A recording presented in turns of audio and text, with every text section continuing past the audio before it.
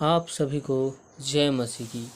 पिता परमेश्वर का मैं धन्यवाद करता हूँ कि खुदावन ने एक बार फिर अपनी हंजूरी और अपनी उपस्थिति में लाया।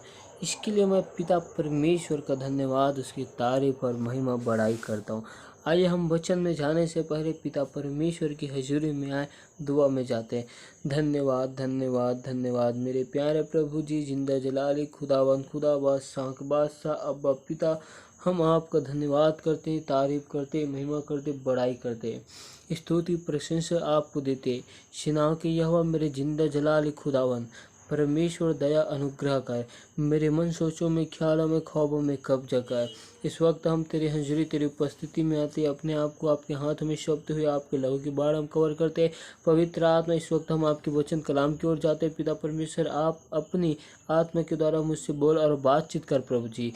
पिता परमेश्वर, वचन की भेद भरी बातों को तो हमें बतला मेरे प्यार प्रभु जी। हमारे आत्मिक आंखों को, आत्मिक कानों को यीशु नासरी के नाम से खोल दे। जो भी वचन को हम पढ़ते सुनते प्रभु जी, हमारे जीवन में 30 गुना नहीं, 60 गुना नहीं, परंतु 100 गुना फल को लाए प्रभु जी। वचन को चुराने वाली तमाम अंधकार की ताकत, हर एक अंधकार की शक्ति, हर एक दुष्ट आत्मा को, बंधन को तोड़ता हूँ प्रभु जी। पिता परमेश्वर, ये वचन हमारे हृदय में मेरे प्यार प्रभु जी जड़ पकड़ कर बसने पाए प्रभु जी, और वचन के अनुसार हम चलने वाले बन जाए। पिता परमेश्वर, हम पर दया अनुग्रह कर। सारी महिमा आपको देते हुए इस दुआ को यीशु नासरी के नाम से मांगते हैं, आमीन आमीन। मन की चिंता, मन के विचार। हमने इसके पहले अध्याय में देखा था कि हमें कल की चिंता क्यों करनी चाहिए, क्या हमें कल की चिंता करनी चाहिए, हम इस विषय में देखे थे। अब हम देखते हैं धन व संसार की चिंता मनुष्य को वचन में बढ़ने से रोकती है। मन की चिंता, मन के विचार। आप हमारे साथ मरकुस 4 अध्याय का 19 आयत और 20 को निकाल सकते। और संसार की चिंता और धन का धोखा और वस्तुओं का लोभ उनमें समाकर वचन को दबा देता है और वह निष्फल रह जाता है।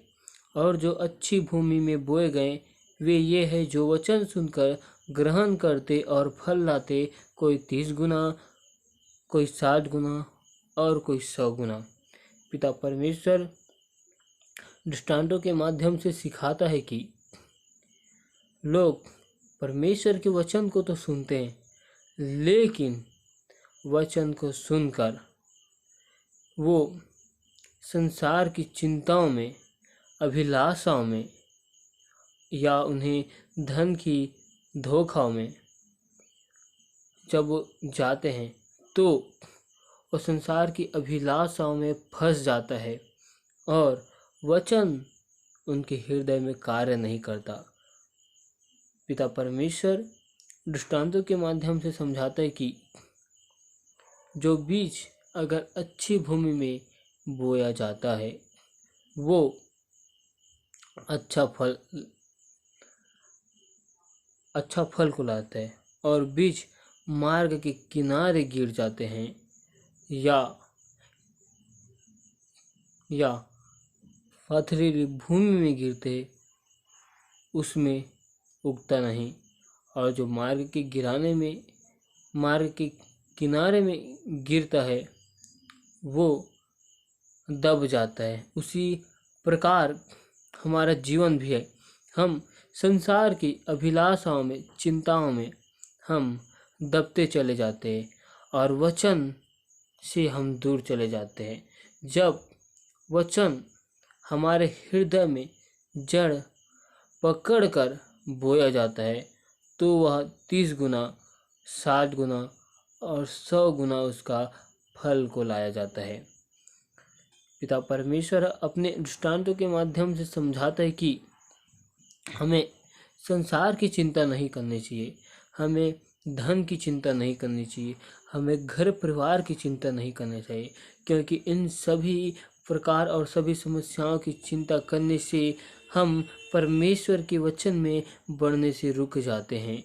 पिता परमेश्वर अपने दृष्टांतों में हमें समझाता है, सिखाता है कि कि व्यक्ति संसार की चिंताओं के कारण, अपने ही अभिलाषाओं के कारण वो वचन में नहीं बढ़ पाता।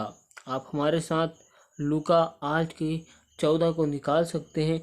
जो झाड़ियों में गिरा सो वे हैं जो सुनते हैं, पर होते होते चिंता और धन और जीवन के सुख विलास में फंस जाते हैं और उनका फल नहीं पकता। पर अच्छी भूमि में कि वे है जो वचन सुनकर भले और उत्तम मन में संभाले रहते हैं और धीरज से फल रहते हैं। जो कोई परमेश्वर के वचन को सुनता है और उस वचन को अपने हृदय में संभाल कर रखता है, वो धीरे से अपने जीवन में फल को लाता है। परमेश्वर का वचन हृदय में जड़ पकड़ने के बाद तुरंत नहीं फल को दिखाता, परंतु कुछ समय के बाद परमेश्वर की वचन का फल हमारे जीवन में दिखाई देता है। जिस प्रकार हम देखते हैं कि यदि आम का वृक्ष लगाया जाए तो उसमें 5 साल या 10 साल के बाद जब वो पेड़ बड़ा होता है, फिर उसके बाद उसमें फल लगता है और उसके बाद उस आम के वृक्ष में ऐसा फल लगता है कि पूरे जीवन भर आम का फल लगते ही रहता है। वैसे ही हमारा जीवन है, वैसे ही परमेश्वर को जब हम परमेश्वर के वचन को सुनते हैं और परमेश्वर के वचन को अपने हृदय में इकट्ठा कर करके रखते जाते हैं, फिर एक समय आता है कि परमेश्वर का वचन हमारे जीवन में फल कर फूल लाता है, फल को लाता है। जिस प्रकार आम का वृक्ष उगाने के बाद 10 साल के बाद में फल को लाता है, वैसे ही हमारा जीवन है। जब हम परमेश्वर के वचन को सुनते हैं, परमेश्वर के वचन को हम अपने हृदय में रखते, हम जितना ज़्यादा परमेश्वर की वचन को अपने हृदय में रखते हैं, परमेश्वर हमारे जीवन में उतना ही कार्य करता है और हम संसार की चिंताओं से दूर होते जाते हैं। पिता परमेश्वर हमें दृष्टांतों के माध्यम से हमें सिखाता है कि जो कोई परमेश्वर की वचन में जिस रीति से बढ़ते जाता है और उनके जीवन में फल को लाता है, तो कोई 30 गुना को लाता है, तो कोई 60 गुना को लाता है, कोई 100 गुना को लाता है। क्योंकि परमेश्वर का वचन उनके हृदय में जिस रीति से कार्य करता है, जिस रीति से जड़ को पकड़ता है, उसी रीति से परमेश्वर का वचन उनके जीवन में फल को लाता है। Hallelujah, hallelujah. आप हमारे साथ में एक और वचन को निकालिए, पहला तीमुथियुस 6:7 और 8। क्योंकि ना हम जगत में कुछ लाए हैं और ना कुछ ले जा सकते हैं, और यदि हमारे पास खाने और पहनने को हो तो इन्हीं पर संतोष करना चाहिए। परमेश्वर का वचन हमें ये सिखाता है कि हम जगत में, इस संसार में खाली हाथ आए हैं, तो हमें खाली हाथ जाना चाहिए। हम खाली हाथ आए हैं और खाली हाथ ही जाएंगे। इसीलिए हमें कल की चिंता, अपने घर परिवार की चिंता, खाने की, पीने की, इन सब की चिंता नहीं करना चाहिए। हमें संसार की अभिलाषाओं में डूबना नहीं चाहिए। और परमेश्वर का वचन हमें सिखाता है कि हमें जो कुछ मिल जाता है उसी में हमें आनंद करना चाहिए, उसी में हमें खुश रहना चाहिए। क्योंकि हमें संसार की चिंताओं में कुछ नहीं मिलेगा। हमारे पास जितना है हमें उतना में ही संतुष्ट रहना चाहिए। और हम अपने जीवन में हमारे पास जितना है उससे संतुष्ट नहीं रहते, उससे और चाहते हैं, लेकिन हमें और मिल जाता है तो हम और ज़्यादा लालच करते हैं और धीरे धीरे हम अभिलाषाओं में गिरते जाते हैं। फिर परमेश्वर से हम दूर होते हुए जाते हैं। इसलिए परमेश्वर का वचन हमें सिखाता है कि तुम संसार की चिंता में न पड़ो, क्योंकि तुमने संसार में कुछ नहीं लाया। तुम इस जगत में कुछ लेकर नहीं आए, तो इस जगत से कुछ लेकर नहीं जा सकते।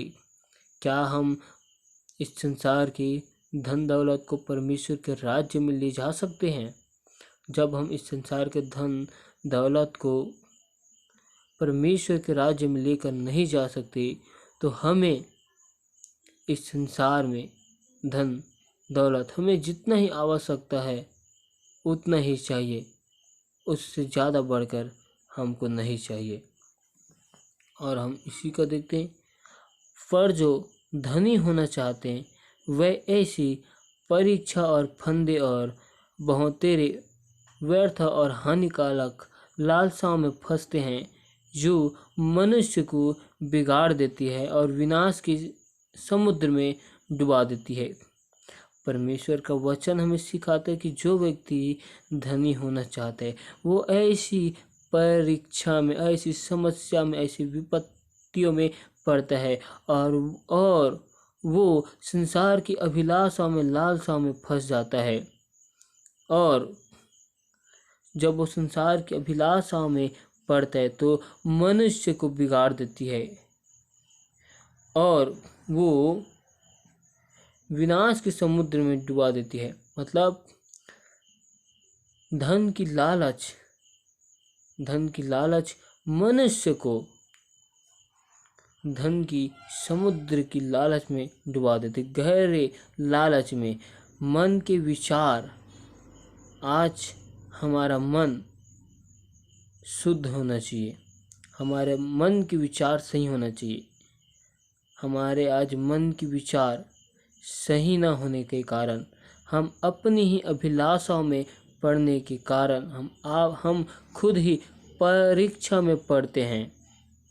और हम कहते हैं कि परमेश्वर ने हमारे जीवन में परीक्षा किया। परमेश्वर ने हमारे जीवन में परीक्षा नहीं करता। परमेश्वर कभी बुरी बातों के द्वारा किसी की परीक्षा नहीं करता, परंतु हम ही संसार की अभिलाषा में, चिंताओं में होकर खुद ही परीक्षा में गिरते हैं। और हम देखते हैं कि इसी का 10, क्योंकि रुपये का लोभ सब प्रकार की बुराइयों की जड़ है। क्योंकि रुपयों पैसों का लालच सब प्रकार की बुराइयों का जड़ पैसा ही है, धन है, जिसे प्राप्त करने का प्रयत्न करते हुए कितनों ने विश्वास से भटक कर अपने आप को नाना प्रकार के दुखों से छलनी बना लिया। इसीलिए कितनों ने परमेश्वर की वचन से भटक कर संसार की समस्याओं में, विपत्तियों में उलझ गया। इसलिए परमेश्वर हमें चिताता है कि तुम संसार की चिंता और संसार की अभिलाषा में न पड़ो, क्योंकि यदि तुम संसार की चिंता और अभिलाषा में पड़ते हो तो तुम्हें परमेश्वर के वचन में बढ़ने से ये सारी रोकती है। हालेलुया। आइए हम देखते हैं 1 यूहन्ना 2:15, 16 और 17। क्योंकि जो कुछ संसार में है, अर्थात शरीर की अभिलाषा और आंखों की अभिलाषा और जीविका का घमंड, वह पिता की ओर से नहीं परंतु संसार की ओर से है। और संसार और उसकी अभिलाषाएं दोनों मिटते जाते हैं, पर जो परमेश्वर की इच्छा पर चलता है वह सर्वदा बना रहता है। परमेश्वर का वचन बोलता है कि जो कोई संसार की अभिलाषा में पड़ता है और मनुष्य का शरीर संसार की अभिलाषाओं में लिप्त हो जाता है, और लिप्त होने से उनके जीवन में घमंड आता है, और घमंड परमेश्वर से मनुष्य को दूर करता है। और ये सब होना परमेश्वर की ओर से नहीं होता, परंतु ये संसार की ओर से है। मनुष्य के आत्मिक आंखें बंद होकर संसार की आंखें खुल जाती है और संसार की आंखें जब खुलती है तो वो अपनी अभिलाषाओं में, शरीर की अभिलाषाओं में, शरीर की आवश्यकताओं के अनुसार जीना आरंभ करता है और शरीर की हर एक ज़रूरतों को पूरा करने की कोशिश करता है और उसे पूरा करते करते वो घमंड से भर जाता है और मनुष्य की इच्छा और अभिलाषाएं कभी पूरा नहीं होती, क्योंकि एक अभिलाषा पूरी होती है तो और दूसरी अभिलाषा बची हुई रहती है। जब दूसरी पूरी होती तो तीसरी, इसी प्रकार से मनुष्य की अभिलाषाएं जीवन भर रहती है, वो कभी पूरा नहीं होती। इसीलिए परमेश्वर बोलता है कि जो कोई शरीर की अभिलाषाओं, सांसारिक अभिलाषाओं की ओर जाता है वो पिता परमेश्वर की ओर से नहीं है, परंतु वो संसार की ओर से है और वो संसार की ओर से है और वो वचन को दबाती है, वचन में बढ़ने से ही रोकती है। और हम इसके साथ एक और वचन को देखते हैं, रोमियो की 12 को 2। और इस संसार के सदृश न बनो, परंतु तुम्हारे बुद्धि के नए हो जाने से तुम्हारा चाल चलन और भी बदलता जाए, जिससे तुम परमेश्वर की भली और भावती और सिद्ध इच्छा अनुसार से मालूम करते रहो। रोमियो की पुस्तक में बोलता है कि तुम इस संसार के अनुसार, संसार के रीति रिवाजों के अनुसार ना बनो, ना इनके जैसा चलो, परंतु अपनी बुद्धि नए हो जाने से तुम्हारे चाल चलन भी बदल जाए। परंतु तुम अपनी बुद्धि को परमेश्वर की आत्मा से अपनी बुद्धि को इस्तेमाल करो, परमेश्वर की आत्मा के द्वारा, परमेश्वर की सामर्थ्य के द्वारा अपने बुद्धि का और अपने चाल चलन का इस्तेमाल करो और अपने चाल चलन को नए सिरे से आत्मिक रूप से जीना आरंभ करो। जो संसार नहीं चलता, संसार की ओर अपनी अभिलाषाओं के अनुसार चलता है और संसार जब अपनी अभिलाषाओं में चलता है तो उनका सारा चाल चलन बदल जाता है और उनके मन में घमंड और अभिलाषा भरा रहता है और वो परमेश्वर से दूर होता चला जाता है। और इससे मालूम यह होता है कि वो परमेश्वर से दूर है और वो अपनी ही इच्छाओं को पूरा करना चाहता है। हालेलुया। अब हम देखते हैं कि हम किससे डरे। क्या हमें मनुष्य से डरने की आवश्यकता है? तो आप हमारे साथ में निकाल सकते हैं मत्ती 10 का 30 और 31। तुम्हारे सिर के बाल भी सब गिने हुए हैं, इसलिए डरो नहीं, तुम बहुत गौरैयों से बढ़कर हो। पिता परमेश्वर बोलता है कि तुम्हारे सिर के एक एक बाल भी गिने हुए हैं, इसलिए तुम्हें मनुष्य से डरने की आवश्यकता नहीं, वरन तुम्हें परमेश्वर से डरना चाहिए, क्योंकि परमेश्वर सामर्थ्य देने वाला, परमेश्वर शक्ति देने वाला, जिस प्रकार परमेश्वर पक्षियों को खाना देता है, पक्षियों को संभालता है, उसी प्रकार परमेश्वर तुम्हें भी संभालने वाला है, तुम्हें भी खाना खिलाने वाला है। जिस प्रकार परमेश्वर पक्षियों की आवश्यकताओं को पूरी करता, वैसे ही तुम्हारी भी आवश्यकताओं को पूरी करने वाला है। क्या तुम उन पक्षियों से बढ़कर नहीं हो? हालेलुया। पिता परमेश्वर हमें समझाता है कि हमें किसी मनुष्य से डरने की आवश्यकता नहीं, क्योंकि परमेश्वर हमारे साथ है। जब परमेश्वर आकाश के पक्षियों के साथ में रहता है तो क्या परमेश्वर हमारे साथ में नहीं है? जब परमेश्वर आकाश के पक्षियों के साथ में रहकर उन्हें भोजन दे सकता है, उन्हें खाना खिला सकता है, उन्हें जीवन दे सकता है, उन्हें श्वास दे सकते हैं, तो क्या पिता परमेश्वर हमारी कमी घटी, हमारी आवश्यकताओं, हमारी ज़रूरतों को पूरा नहीं करेगा? हालेलुया। अब हम देखते हैं, क्या हमारा स्वर्गीय पिता जानता है कि हमें किस चीज़ की आवश्यकता है? क्या परमेश्वर हमारे हर कमी को पूरा करने वाला है? तो आप हमारे साथ में निकाल सकते मत्ती 6:8, और आप निकाल सकते हैं फिलिपियो 4:19। मत्ती 6:8 और फिलिपियो 4:19। सो तुम उनकी नई न बनो, क्योंकि तुम्हारा पिता तुम्हारे मांगने से पहले ही जानता है कि तुम्हारी क्या आवश्यकता है। और मेरा परमेश्वर भी अपने उस धन के अनुसार जो महिमा सहित यीशु मसीह में है, तुम्हारी हर एक घटी को पूरी करेगा। परमेश्वर बोलता है कि मैं तुम्हारे मांगने से पहले मैं जानता हूँ कि तुम्हें किस चीज़ की आवश्यकता है, तुम्हें किस चीज़ की घटी है। इसीलिए तुम परमेश्वर पिता से विनती करो और परमेश्वर से मांगो, तो फिर तुमको मिल जाएगा। हमारा स्वर्गीय पिता हमें किस चीज़ की आवश्यकता है, किस घटी की आवश्यकता है, हमारा स्वर्गीय पिता पहले से ही जानता है, और हमारी हर एक कमी घटी को पूरा करने वाला परमेश्वर है। हालेलुया। अब हम देखते हैं, क्या सुलेमान ने परमेश्वर से धन ही को मांगा था? तो आप हमारे साथ में निकाल सकते हैं 1 राजा 3:12 और 1 राजा 3:13। मैं तेरे वचन के अनुसार करता हूँ, तुझे बुद्धि और विवेक से भरा मन देता हूँ, यहाँ तक कि तेरे समान ना तो तुझसे पहले कोई कभी हुआ और ना बाद में कभी होगा।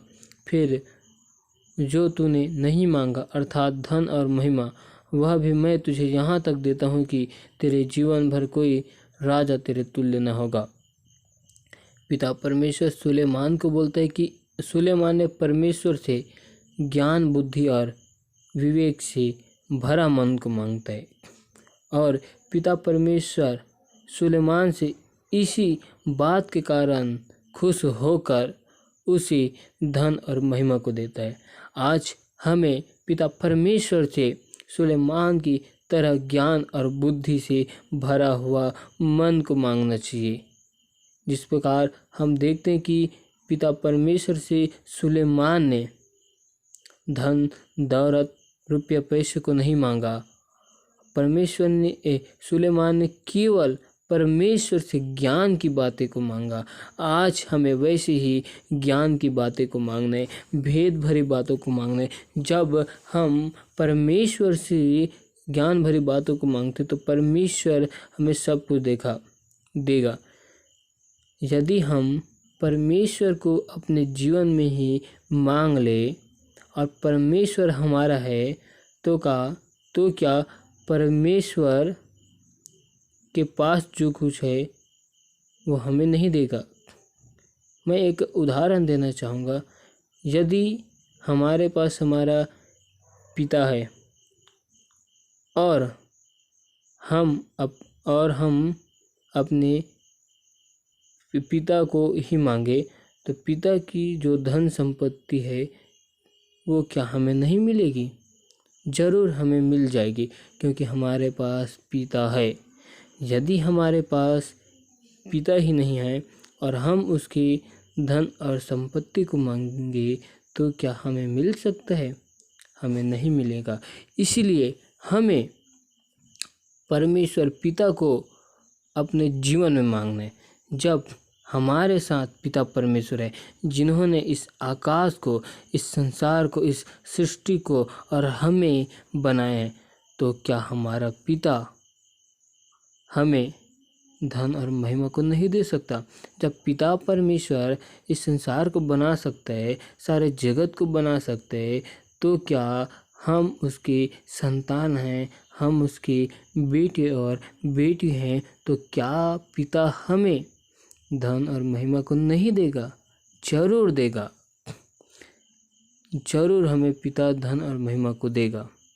आइए हम एक और वचन को देखते, मत्ती 6:31। इसलिए पहले तुम परमेश्वर के राज्य और धार्मिकता की खोज करो तो ये सब वस्तुएं तुम्हें मिल जाएगी। परमेश्वर का वचन बोलता है कि पहले तुम परमेश्वर के राज्य और परमेश्वर की खोज करो। परमेश्वर का वचन कहता है कि तुम पहले मेरी खोज करो, मेरे सत्य की खोज करो, मेरी सत्यता को जानो, और जब तुम मुझे जान लोगे, मेरी खोज में लगे रहोगे, तो फिर मैं तुम्हें संसार की सारे चीज़ों पर तुम्हें अधिकार देता हूँ। पिता परमेश्वर ने हमें संसार की सभी चीज़ों में पहले से ही अधिकार दे चुका है। बस हमें अपने पिता को ही मांगना है। हमें अपने पिता परमेश्वर को ही मांगना है। Hallelujah, hallelujah, hallelujah. आज हमें संसार की चिंताओं में नहीं रहना, आज हमें संसार की अभिलाषाओं में नहीं रहना, आज हमें संसार की चिंता और संसार की अभिलाषाओं में नहीं रहना, आज हमें संसार की चिंताओं से दूर होना है। आज हमें सुलेमान की जैसा ज्ञान, बुद्धि और समझ की बातें को मांगना है, जिससे हमारा पिता परमेश्वर हमें सुलेमान की जैसा ज्ञान, बुद्धि और समझ को देने वाला है। Hallelujah, hallelujah, hallelujah, hallelujah. क्या परमेश्वर का राज्य खाना पीना है? क्या हमें खाने पीने ही की चिंता करना चाहिए? क्या ये सही है? तो आइए आप हमारे साथ रोमियो के 14:17 निकालिए। क्योंकि परमेश्वर का राज्य खाना पीना नहीं, परंतु धर्म और मिलाप और वह आनंद है। परमेश्वर का राज्य खाना पीना नहीं, परंतु परमेश्वर का राज्य मेल मिलाप का है। परमेश्वर का राज्य परमेश्वर की महिमा करने के लिए है। इसलिए हमें अपने विषय में, खाने पीने के विषय में चिंता नहीं करना चाहिए, और हमें किसी बात की चिंता नहीं करना चाहिए। हमें ना तो संसार की चिंता करनी चाहिए, ना ही अपने लिए कि हम क्या खाएंगे, क्या पिएंगे, क्या पहनेंगे। हमें किसी भी चीज़ की चिंता नहीं करनी चाहिए, क्योंकि हमारा स्वर्गीय पिता सब चीज़ को जानता है। हमारी हर एक कमी घटी और हमारे ज़रूरतों को पूरा करने वाला परमेश्वर है। हमारे अपने जीवन में किसी भी प्रकार की चिंता नहीं करना चाहिए। हमारे पास ये नहीं है, हमारे पास वो नहीं है, हमें इस विषय में चिंता ही नहीं करनी चाहिए, क्योंकि हमारा स्वर्गीय पिता वो जानता है कि हमें क्या चाहिए। हालेलुया। हमें पिता परमेश्वर से बस विनती करना है और मांगना है। हमारा स्वर्गीय पिता हमारे मांगने से पहले वो देना चाहता है। हालेलुया। आइए हम दुआ में जाते हैं। धन्यवाद मेरे प्यारे प्रभु जी, जिंदा जलाल खुदावन बादशाह के बादशाह अब्बा पिता, हम धन्यवाद तारीफ करते हैं। पिता परमेश्वर तेरे नाम की महिमा बढ़ाई करते हैं। पिता परमेश्वर आपने इन वचन के द्वारा हमारे मनों को, विचार को शुद्ध किया। जिस प्रकार मेरे प्यारे प्रभु जी आपने अपने वचन में कहा प्रभु जी कि मैं तुम्हारे हृदय से पत्थर के हृदय को फेंक कर तुम्हें मांस का हृदय दूंगा। आज खुदावन हमें अपने मांस का हृदय को दे प्रभु जी। हे परमेश्वर तू मेरे अंदर शुद्ध मन को, नए सिरे से नए आत्मा को उत्पन्न कर, और सुलेमान की जैसा ज्ञान बुद्धि दे। जिस प्रकार आकाश के पक्षियों को तूने भोजन देता है, वैसे मेरे प्यार प्रभु जी तू हमारे हर एक कमी घटी, हर एक जरूरत को पूरा कर। हमें ज्ञान बुद्धि और विवेक से भरा मन को दे। ये वचन हमारे हृदय में जड़ पकड़ कर बसने पाए प्रभु जी। वचन को चुराने वाली तमाम अंधकार की शक्ति, हर एक दुष्ट आत्मा के बंधन तोड़ दिए जाए। पिता परमेश्वर हम सारी आदर महिमा आपको देते हैं, सारी महिमा आपको देते हुए इस दुआ को यीशु नासरी के नाम से मांगते। आमीन, आमीन।